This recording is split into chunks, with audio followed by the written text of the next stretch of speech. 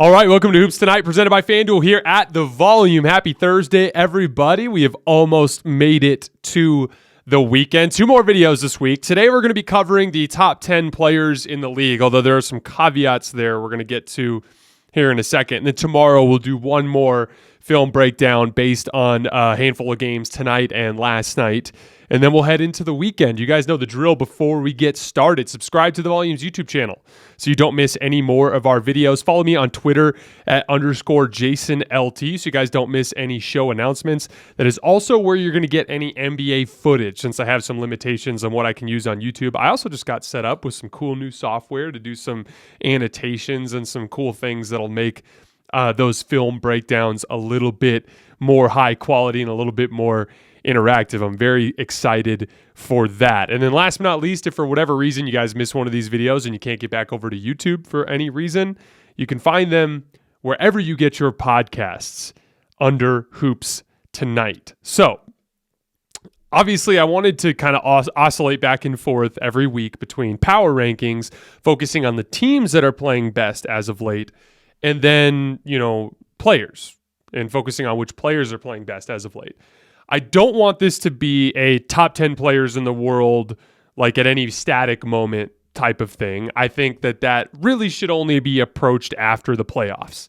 So we're not going to dive into like who's the best player in the world type conversations until the offseason every year, because I think the playoffs are so different from the regular season and they should factor in so much more than this basketball that we're seeing now.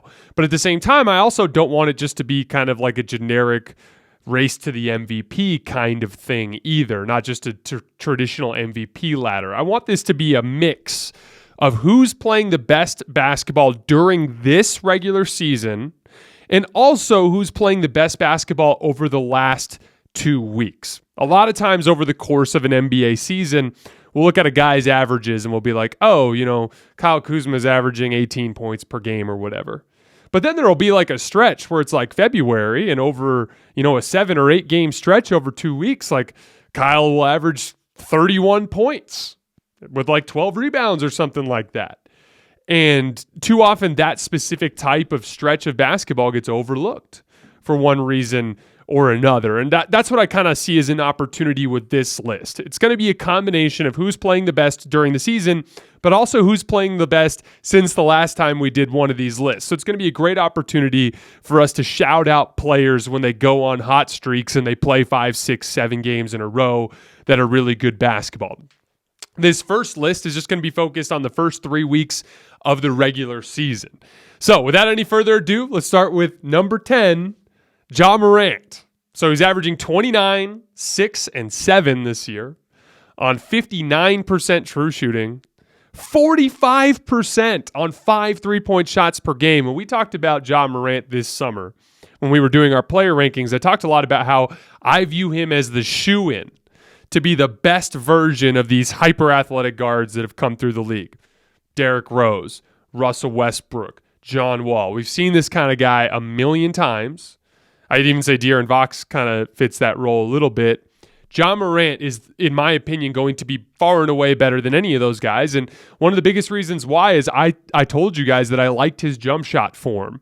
And it looked like the kind of jump shot form that would translate to shooting success in the long run, which is something that Russ could never figure out, that Derrick Rose kind of became more reliable towards the end, but he's never become a true knockdown guy. And then the same goes for John Wall. But Ja Morant's shooting 45% on 5 threes to start the season. I think he'll come down to earth a little bit. I don't think anybody improves that fast. But I wouldn't be surprised at all if Ja Morant finishes this season shooting north of 38% from 3. And that's such a huge deal to allow him to get into the paint when a guy has to press up on you. If he's making half of his damn threes on 5 attempts per game, that's more than enough to keep a defense honest. And you're seeing that with him getting into the paint at just an absurd rate. He is attempting 14.6 shots per game in the painted area. Now, he's only making them at 49%, but there's a lot of like floaters and push shots and more high difficulty shots mixed in there. But make no mistake, this guy's getting into the paint as well as anybody in the league is, especially at the guard position. And I do think a big part of that is him shooting the three. I was worried about the Jaren Jackson injury affecting the Grizzlies earlier in the season, and it has affected them on the defensive end of the floor, but a couple of different things. They've stayed afloat on offense despite lacking Jaren Jackson Jr.'s matchup attacking and spot-up shooting, and they've still been 7th in offense to start this season. And this is the big part, and I give a lot of this credit to Ja. They're 5-1 in games that involve crunch time, and that's how they've been able to stay afloat in the standings to this point, despite being down Jaren Jackson Jr. And that's what you need from your best player. Your best player's job is, hey, when some roadblocks hit the roster at various points in the season, you need him to play otherworldly basketball to carry you in the meantime, and that's what Ja Morant has done to this point. Number 9, Paul George. 25, 6, and 5 on the season. You'd be a lot higher if he didn't start so poorly. Last 6 games, 31 points, 6 rebounds, 5 assists, 63% true shooting, which is insane. He's been amazing defensively. Straight up stole a game from the Cleveland Cavaliers with a huge defensive play at Jarrett Allen on the rim late in the fourth quarter the other night. He's scoring effectively at all 3 levels. I went through all those metrics when we talked Clippers a couple days ago. And the Clippers are 5-1 during that span, trending up in the right direction without Kawhi Leonard on the roster. This is the big part. 50% on 11 pull-up jumpers per game. 50%. That's insane. He's arguably been the best pull-up jump shooter in basketball to start the season. Paul George to me is the poster the poster child for fluidity on a basketball court. His ability to transition between dribble combinations and a jump shot from any spot on the floor is as smooth as any player in the league, and I don't think it's a coincidence that he's shooting so well as a result. And like I said, he'd probably be much higher on this list if he didn't struggle out the gate, and if he keeps playing like this, he'll be much higher on the next list. Number 8, Dame Lillard. 29 points, 5 rebounds, 5 assists, 66% true shooting. To give you some perspective, unanimous MVP Steph was at 67% true shooting. So that's outstanding efficiency from Damian Lillard. They're 6-1 in the games that he's played, 8-3 overall. He's shooting 47% on 7 pull-up jumpers per game. He's making 3 restricted area shots per game at 59%, which is really good for a small guard. Remember, small guards, I want him around 60% in over 2 makes, and he's doing well in both of those areas. He looks every bit as explosive as he did before the injury, abdominal injury, which is all that matters. I've always wanted to see what Dame would look like if he got the opportunity to play alongside really good dirty work wings that could kind of accomplish a lot of the things that his size limitations would do. Very similarly to what I've wanted, what we've seen from Steph over the years. Having guys like Andre Iguodala, Harrison Barnes, Kevin Durant, Klay Thompson and Draymond Green that can fulfill so many of those responsibilities that Steph's physical limitations can hurt him in. I've wanted to see that for Dame, and I feel like we're seeing that this year, and he's going to have a legitimate chance to do something in the playoffs this year. They have Josh Hart, Jeremy Grant, Justice Winslow, Gary Payton II should be coming back soon, and then Shaedon Sharpe has been a hit so far with where he was in the draft. I think this is the year that we're going to get to see Dame have a legitimate athletic roster to compete deep into the playoffs. I know he's had deep playoff runs before, but they were a little more fluky, and I think we're going to get to see something better. Before we move on, I should have mentioned this at the top of the show. I'm workshopping names for this. I want some feedback. I've heard Timpf's top 10, which we used a couple times last year.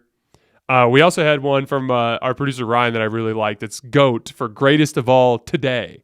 So it's like a greatest of all time list, but it's focused on just right now. So GOAT, greatest of all today. If you guys have any better ideas or if you have any feedback on that, drop it in the comments and I'll check it out. And maybe 2 weeks from now, we'll have a really cool name and some cool branding for this particular list. Number 7, Kevin Durant, averaging 31, 7, and 5 on the season on 64% true shooting. Over the last 4 games without Kyrie, I've talked to you guys about how he's kind of gone in on heliocentric ball and been playing some really high-level basketball. He's averaging 7 assists to just 2 turnovers over his last 4 games. He's also 7th in the entire NBA in blocks this season, just under 2 per game. And he hasn't even really gotten his three-point shot going yet. He's not shooting nearly as well as he usually does from 3, which I think will open up even more for him. And, I talked a little bit about this last night, But I'm so impressed by the way he's galvanized his team. I don't think any of us would have judged KD if he would have mentally checked out on this season, especially after what happened to Kyrie. But that's not what happened. Instead, he went down swinging, and his swing is so damn good that he's winning basketball games, and they've gone 3-1 after the Kyrie suspension.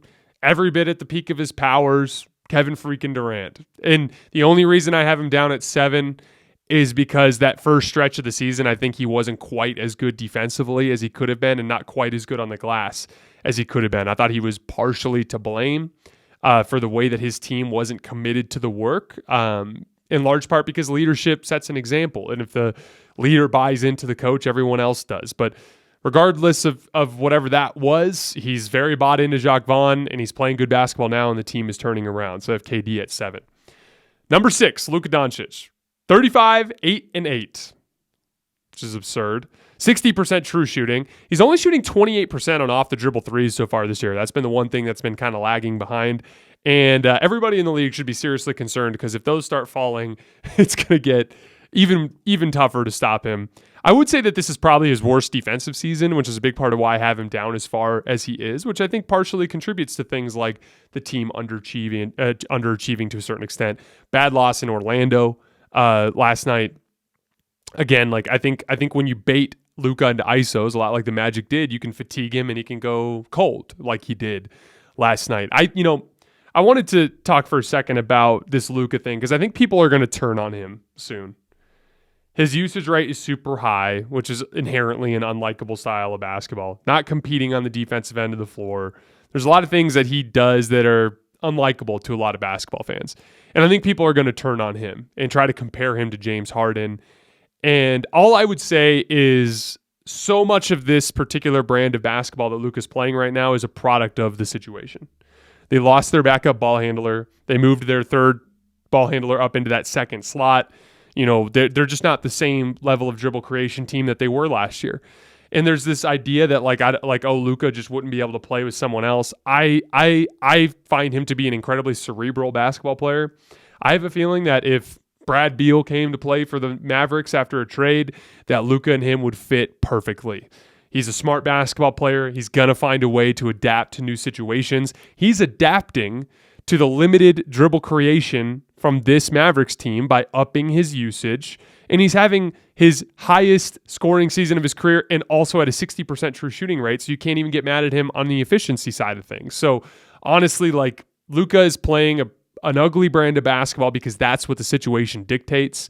I hope people remember that that's a reason for why things look the way that they are, and that in the long run, he'll probably, eventually end up playing alongside a legitimate co-star, and he won't have to play this particular style. But in the meantime, with the way he's defending and with the way his team is struggling, I've got to have him down at number 6.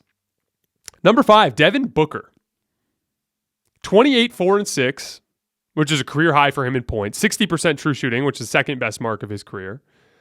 This is the first time in his career that he's been over 5 assists with less than 3 turnovers. I've been pointing out his playmaking all season long. That's where you're seeing the biggest improvement. And then this has been his best defensive season in his career, in my opinion. He's turned himself into a bona fide two-way superstar. And Chris Paul is having the worst season of his career, not even averaging 10 points per game, and yet you haven't seen even the slightest bit of drop in play from the Suns because of how damn good Devin Booker is. And obviously the rest of the roster is super talented, but they went from having basically no superstars to having one superstar because Devin Booker is going up a level. He's now every bit as good as the other players that we frequent in our top 10 lists with what he can do defensively and with what he can do on the offensive end of the floor. He's carried to with Chris Paul playing as poorly as he has, with all of the baggage, emotional baggage surrounding this team, they are 2 games back of the best record in the league right now. Devin Booker was a huge Kobe Bryant fan, and I know they had a relationship. And I think specifically Kobe would be extremely proud of the type of player that Devin Booker has become. Not because he's a 2-guard that can shoot from everywhere on the floor, but his improvements as a playmaker and as a defensive player. Because at the end of the day, Kobe cared about nothing but winning. And those were areas that were underrated in his career, particularly towards the end in that second, when they repeated in 2009, 2010, the job that Kobe did passing the basketball and the job that he did defending. And Devin Booker has made improvements in those areas, and that's why he's now among the 10 best players in the league. Not because he's averaging 28 on 60% true shooting. He's been doing that for damn near a decade at this point. Number 4, Jayson Tatum. 31-7-4, 65% true shooting. That's outrageous. The biggest areas that you're seeing improvement are in isolations. His ISO efficiency is up from last year. He was at 5 possessions per game at 0.91 points per possession. This year he's up to 1.09 points per possession on 5 possessions. Basically the difference between being an okay isolation player and being a great isolation player. He's also making 5 restricted area shots per game at 79% compared to 4 last year at 68%. So a marked improvement in the restricted area. He's just in general, like instead of extending his arms out and trying to draw fouls, he's just going stronger to the rim, looking to finish rather than to get to the foul line. He's also up to 48% in the mid-range after being just 37% last year. Still every bit as good defensively, at least in spurts, as he was last year. I pointed out the job that he did on Donovan Mitchell down the stretch of that crazy game against the Cavs that they ended up actually losing. But what he can do as an athlete right now is kind of reminds me a little bit of Kawhi. And that's the ironic part there. And I'm not talking about Kawhi back to the basket post-up stuff. I just mean the two-way scoring wing that athletically is just at a level, especially on the defensive end, that people can't match. And it's funny because I have always been preaching that Tatum needs to go the playmaking route because he was never quite good enough in isolations and other areas to be that kind of guy. And he's completely abandoned the playmaking stuff, and his assists are down. But he's so improved as an isolation player and so improved in those various areas, scoring at the rim and scoring in the mid-range, that he's basically gone from, instead of going the playmaking route, he's turned himself kind of into the new Kawhi. I think he's the best two-way scoring wing in the league. He's scoring efficiently at all 3 levels, and he's the best perimeter defender in basketball. That's kind of what Kawhi Leonard was circa 2019. So the shouts to Jayson Tatum. I put him at number 6 in the league in my player rankings this summer, and everyone called me crazy. I was basing it based on that playoff run, and Tatum has so far, through a small sample size here, made me right, because he has unquestionably been one of the 6 best players in the league to start the season, and I have him at 4 on my list right now. Number 3, Donovan Mitchell. 32-4-6, 65% true shooting. Career high 6 assists per game. Led the Cavs to a 6-1 start with Darius Garland out. His defense has been a little touch and go, but his offense has been off the charts good. That's why he's as high as he is. 49% on 10 pull-up jumpers per game, including 50% on 5.3 pull-up threes per game. And you can see like this, he's dripping with confidence. His body is healthy. He's athletic. He's moving better than I've ever seen him move. He looks like this like wild mix between like Russell Westbrook and like Dwayne Wade and like Bradley Beal. And I point to Bradley Beal because the thing that impresses me the most about Bradley Beal is his ability to establish his base off of movement to get straight up and down on pull-up jump shots. It makes extremely difficult jump shots into easier jump shots. And I see the similar type of footwork and strong base from Donovan Mitchell. He's been unquestionably one of the 3 best players in the league to start the season, off to just 32 points on 65% true shooting. Come on, guys. That's insane. Remember, unanimous MVP Steph was 30 points per game on 67% true shooting. So that's how insanely good Donovan Mitchell has been to start the season. Speaking of unanimous Steph Curry, number 2, I have Steph. Remember, I said that this is the best version of Steph that I have seen. And it shows in the numbers. Now, like I said, unanimous MVP Steph averaged 30 points per game on 67% true shooting. And I throw true shooting out a lot. For those of you guys who don't know what that is, all that is field goal percentage, weighted for threes, and weighted for free throws. So if you go to the free throw line and you go 2 for 2, it's the same as going 1 for 1 at the as a field goal. Does that make sense? So all it is just essentially weighted field goal percentage. It's a really accurate measure of how many shot attempts or usage attempts you have versus the amount of points that you're producing. So, unanimous MVP, 30 points per game on 67% true shooting. Guess what he's averaging this year? 33 points per game on 69% true shooting. So he's hitting significantly better scoring and efficiency marks than he did the year that he was the unanimous MVP in the league. 78% on the rim, at the rim on 2.1 makes per game. That's been the biggest area where I have seen impressive flashes of improved efficiency from him. He's older now. He's in his mid-30s.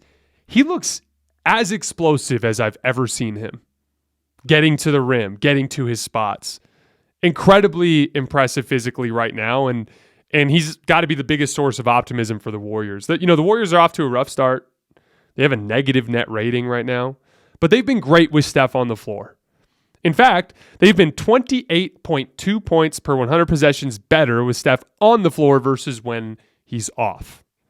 The record for the Warriors right now almost entirely has to do with bench issues, which we've talked to death and we won't get into right now. But Steph's having a damn good season. If it wasn't for Giannis being Giannis, he'd be at the top of this list. But number one, Giannis Antetokounmpo. 32 points per game, 12 rebounds, 5 assists. He's a top 5 candidate for Defensive Player of the Year to start the year. This is the insane part. Giannis led the league last year with 6.6 restricted area makes per game, and he's up to 9 this year. 9 restricted area makes on 77% shooting. I've talked a lot about how his passing is the most important thing. And this to me is the reason why. Because Giannis's perimeter shooting is down again this year. Down even from what it was last year. He's not making anything outside of the paint. Even in the mid-range. Like everything's in the paint right now. Everything's in the restricted area. But his scoring is up. It's a career high. And he's averaging 9 restricted area makes at 77%. So it just doesn't matter. So again, it kind of lends credence to my point. Giannis's jump shot doesn't matter. Giannis's pull-up mid-range jump shot doesn't matter. Spot up 3 doesn't matter. The only thing that matters is, can he pass when teams clog the paint on him? And the Bucks are 10-1 without 2 starters, and 2 starters that are immensely important specifically to their spot-up shooting, which has been a problem throughout the playoffs last year and into this season, until as of late when they've been shooting better. But that's because Giannis is bullying his way to the rim, which is all he needs to do, and passing out to shooting and trusting those guys to knock down shots. Before the season, I told you guys I thought Giannis was going to win MVP because I didn't think the Mavericks were going to win enough games. Look at them. They're floundering a little bit. And the Bucks, I said, were going to win a ton of games, that Giannis would put up insane numbers, and that it's been long enough since he won an MVP that it would be fresh enough with the voters. Well, his MVP odds are down to plus 240 on FanDuel. I hope you guys jumped on it when it was plus 700. I think he's far and away the best player in the league, best defensive player in the league, and he's giving you 32 and 12 to go with it. And he shows no signs of slowing down anytime in the next half decade or so, if not longer. It's his spot for now, and it's going to take a lot for someone to knock him off. All right, guys, that's it for our first edition of our top 10 players of today, of the season, of whatever it is. Remember, I want some feedback on titles. We need to figure something out since we're going to be doing this every 2 weeks for the rest of the season. As always, I sincerely appreciate your guys' support. I'll see you tomorrow for one more video, and then we'll head into the weekend.